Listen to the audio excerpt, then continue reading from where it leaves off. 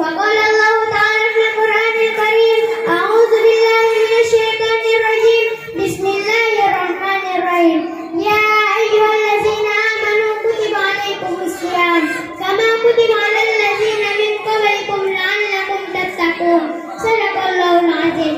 وثم قال إسرائيل محمد صلى الله عليه وسلم al-jama'atu rahmah wal furqatul azab.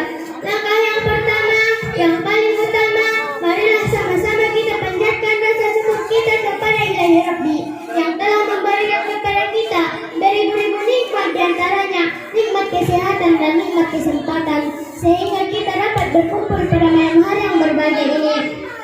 Langkah yang kedua, salawat pertama dan salam berucapkan rindu, berdasarkan kasih sayang, yaitu kepada putra Abdullah Wahdi Siti Aminah Habibullah kekasih Allah, yang mana bila telah menerbangkan jiwanya berhujankan anak panah, berselimutkan pedang, bergantikan darah. Demi apa saudara-saudara? Demi menegakkan kalimat tauhid La ilaha illallah Muhammadan Rasulullah. Maka daripada itu kita sebagai umatnya wajarlah kita mengucapkan sepotong doa yang ringan dalam ucapan, insya Allah berat dalam timbangan, yang berlapaskan Allahumma salli ala Sayyidina Muhammad wa ala ali Sayyidina Muhammad. Yang saya hormati Bapak Kepala Desa dan perangkat lainnya, yang saya hormati Bapak Alim Ulama Jadi Pandai Tobangan, dan yang saya hormati Mu'alim dan Mu'alimah kami, dan juga yang saya hormati Bapak-bapak, ibu-ibu, saudara-saudari yang berkenan hadir pada malam hari yang berbahagia ini. Umumnya sama-sama kita hormati dan kita menjaga ayahanda al-ustaz dan guru kita yang sengaja kita undang dari kampung halamannya menuju kampung halaman yang kita cintai ini. Adapun judul berkata saya pada malam hari yang berbahagia ini tentang Isra dan Mi'rajnya Nabi Muhammad Sallallahu Alaihi Wasallam. Hadirin rahimakumullah, kata Isra dari bahasa Arab berarti berjalan malam. Menurut istilah, Isra adalah perjalanan Nabi Muhammad pada suatu malam dari Masjidil Haram di Mekkah menuju Masjidil Aqsa atau Baitul Maqdis di Palestina. Mi'raj berarti naik ke atas. Menurut istilah, Mi'raj adalah naiknya Nabi Muhammad dari Masjidil Aqsa menuju Ars untuk menghadap Allah Subhanahu wa taala. Allah Subhanahu wa taala menceritakan kisah ini pada surah Bani Israil ayat 1. A'udzu billahi minasyaitonir rajim. Bismillahirrahmanirrahim.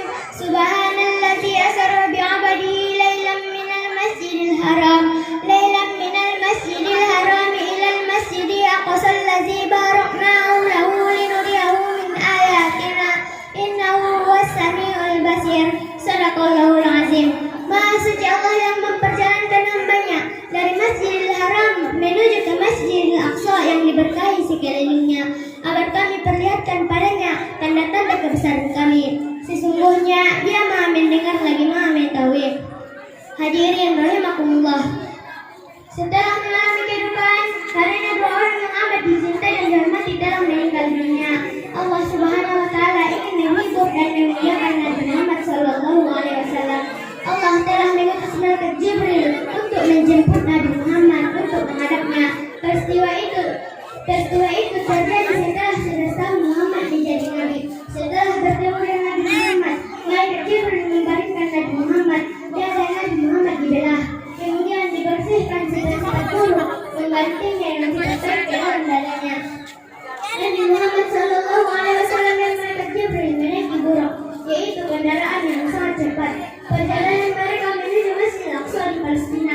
Selama di perjalanan mereka singgah di 5 tempat, yaitu pertama kota Yasir, sekarang disebut Madinah Al-Munawwarah. Kedua, kota Madyan, yaitu tempat persembunyian Nabi Musa dan Firaun. Ketiga, Tursina, yaitu tempat Nabi Musa menerima kitab Taurat. Keempat, Bethlehem, yaitu tempat kelahiran Nabi Isa alaihissalam. Kelima, Masjid Aqsa di Palestina, yaitu tempat Nabi itu dalam perjalanan malam tersebut. Palestina merupakan tempat suci ketika setelah Makkah dan Madinah. Pada tiap persinggahan Nabi Muhammad sallallahu alaihi wasallam bertemu.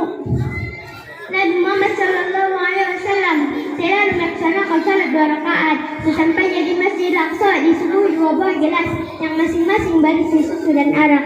Nabi Muhammad mengambil sebuah gelas yang berisi susu. Kemudian malaikat Jibril mengucapkan selamat padanya karena beliau telah mengambil yang baik bagi dirinya dan umatnya. Setelah menjadi imam, Rasulullah diangkat ke Sidratul Muntaha untuk menghadap Allah bersama malaikat Jibril. Perjalanan mereka menuju Sidratul Muntaha, Nabi Muhammad SAW dan malaikat Jibril singgah di 7 lapis langit, yaitu langit pertama bertemu dengan Nabi Adam alaihissalam, langit kedua bertemu dengan Nabi Yahya dan Nabi Isa alaihissalam, langit ketiga bertemu dengan Nabi Yusuf alaihissalam, langit keempat bertemu dengan Nabi Idris alaihissalam, langit kelima bertemu dengan Nabi Harun alaihissalam, langit keenam bertemu dengan Nabi Musa alaihissalam, langit ketujuh bertemu dengan Nabi Ibrahim alaihissalam. Hadirin rahimakumullah, setelah melewati 7 lapis langit tersebut, Nabi Muhammad diajak ke Baitul Ma'mur, yaitu tempat malaikat melaksanakan tawaf. Kemudian diangkat ke Sidratul Muntaha. Dan dalam perjalanan ini, malaikat Jibril tidak ikut serta. Kemudian Rasulullah bertemu dengan Allah Subhanahu wa taala. Dalam pertemuan tersebut, Allah Subhanahu wa taala memerintahkan salat kepada Nabi Muhammad untuk salat sebanyak 50 waktu. Ketika hendak turun, Nabi Muhammad bertemu dengan Nabi Musa alaihissalam.